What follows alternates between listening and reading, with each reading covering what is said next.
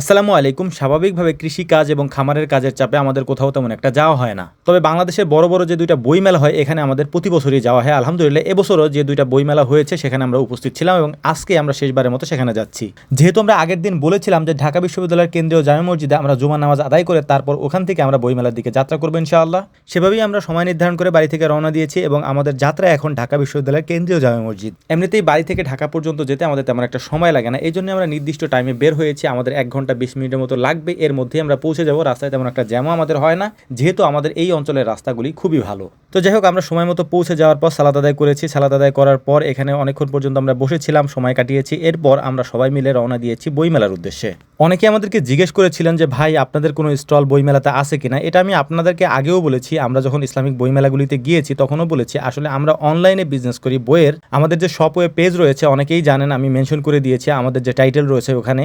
আমাদের বইয়ের কার্যক্রমটা মূলত হচ্ছে অনলাইন কেন্দ্রিক। আমাদের যেহেতু কোনো নিজেদের লিখিত বই নাই, অর্থাৎ আমি নিজে যেহেতু কোনো বই লিখি নাই, এই কারণেই মূলত আমাদের কোনো প্রকাশনীয় নেই। বিভিন্ন প্রকাশনীর সাথে আমরা কাজ করি আলহামদুলিল্লাহ। অনলাইন কেন্দ্রিক কোনো বই যদি আপনাদের প্রয়োজন হয়, বিশেষ করে যদি কোনো ইসলামিক বইয়ের প্রয়োজন হয়, তাহলে আমাদের পেজে আমি উপরে যেটা মেনশন করে দিয়েছি ওখানে নক দিলে আপনারা সেটা পেয়ে যাবেন আলহামদুলিল্লাহ। এবং এটার জন্য আপনাদের সব থেকে সহজ উপায়ই হচ্ছে আমাদের এই পেজটা। আমরা সব থেকে সহজ উপায় আপনাদের কাছে এটা পৌঁছানোর জন্যই এই পেজটা খুলেছি এবং অনলাইনে আপনাদেরকে ইসলামিক বইগুলি বিশেষ করে দেওয়ার জন্য চেষ্টা করছি।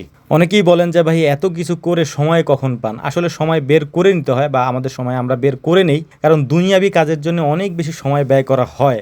আমাদের যেহেতু খামার রয়েছে, কৃষি কাজ রয়েছে, এগুলির পেছনে প্রচুর পরিমাণে সময় আমরা ব্যয় করি এবং অর্থ উপার্জন করার জন্যই তো সেগুলি করি। তাই দুনিয়াবি কাজের জন্য যেরকম সময় বের করে নিই এবং এর পরবর্তী জীবনের জন্য যে সময়টা দরকার সেটার অন্যতম মাধ্যম হচ্ছে সাদগায়ে জারিয়া। আমি সেটাই করার চেষ্টা করছি আলহামদুলিল্লাহ। তো যাই হোক, আলহামদুলিল্লাহ আমাদের ইফতারের সময় হয়ে গিয়েছে। আমরা ঢাকা বিশ্ববিদ্যালয়ের কার্জন হলের সামনে ইফতারের আয়োজন আমাদের ছোট ভাইয়েরা করেছিল। বিশেষ করে আমার সাথে যারা বাকি কাজ করে ওরা ঢাকা ইউনিভার্সিটি স্টুডেন্ট হওয়ার কারণে আমাদের ঢাকা ইউনিভার্সিটি কেন্দ্রিকই কাজগুলো হয়ে থাকে আলহামদুলিল্লাহ। তো এখানে ইফতার করার পর কার্জন হলের ভিতরে পুরাতন একটা মসজিদ রয়েছে, সেই মসজিদে আমরা আসরের সালাত আদায় করেছিলাম এবং মাগরিবের সালাতটা আমরা সেখানে পড়েছি। এখানে পড়ার পরে আমরা আবার পুনরায় ফিরে এসেছি বইমেলার মূল প্রাঙ্গণে। যদিও এবারের বইমেলাতে তেমন একটা ভিড় নেই, এর কারণ হচ্ছে যেহেতু রমজান মাস, এই রমজান মাসে ইফতারের পরে মানুষজন তেমন একটা আসে না। তারপর হচ্ছে যেহেতু রমজান মাসে মানুষের সময় নির্ধারণ করাটা অনেক কঠিন হয়ে যায়। এর পাশাপাশি একেবারে ঈদের আগ মুহূর্তে যেহেতু, তাই মানুষ বইয়ের থেকে জামা কাপড় বেশি কিনতেছে এই মুহূর্তে। তো আলহামদুলিল্লাহ যতটুকু আমরা সময় পেয়েছি, যতগুলো স্টল ঘোরার সময় পেয়েছি আমরা ঘুরতেছিলাম। এর পাশাপাশি দেখলাম যে আবহাওয়া তেমন একটা ভালো না।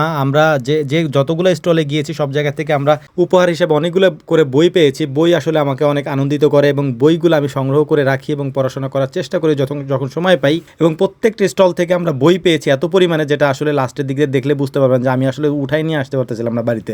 সর্বশেষ সিয়ান পাবলিকেশনে আমরা বসাছিলাম, তো দেখলাম যে আবহাওয়ার অবস্থা এত বেশি খারাপ যে কিছুক্ষণের মধ্যেই বৃষ্টি শুরু হলো। এত বেশি পরিমাণে বৃষ্টি শুরু হলো, দেখলাম যে বৃষ্টির সাথে সাথে শিলও পড়তেছে, অর্থাৎ আকাশ থেকে শিল পড়তেছে, আমরা শিল বলি এটাকে।